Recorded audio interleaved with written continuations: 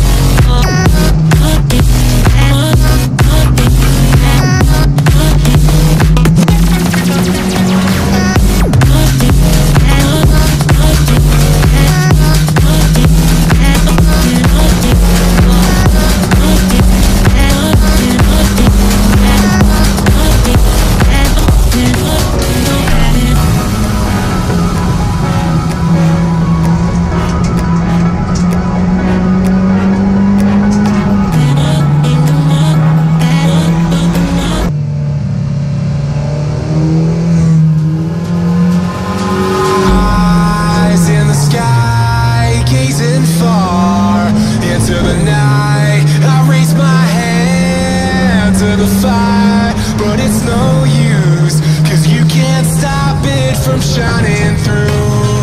It's true, baby, let the light shine through. If you believe it's true, baby, won't you let the light shine through?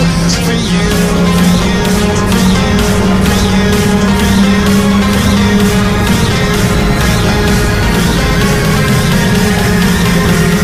won't you let the light shine through?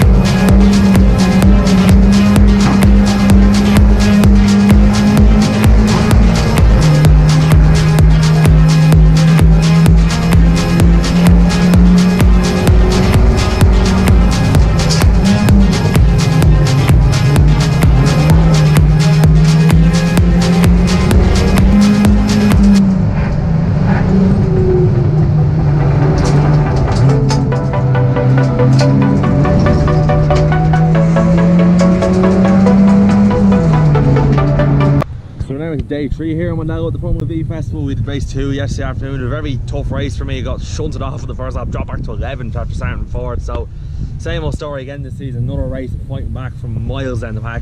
Call my back through with a lot of carnage, a lot of overtaking to do, but got myself back to 4th. So it's another great damage limitation race. It's been the whole season. The motto of the season has been damage limitation, but we're still surviving it well. We're getting good overtakes and we're just going well at the moment, keeping out of trouble. We're starting 3rd for the last race, and hopefully on the inside I can avoid the carnage and sort of get away and not get boxed out like I have done in the last race. So if we're starting 3rd, hopefully we can grab another podium and finish off the weekend. It's been a good enough weekend results wise, just struggling with circumstances and just no luck and usual stories this season. But we'll give it a go in the last race and we'll see what happens.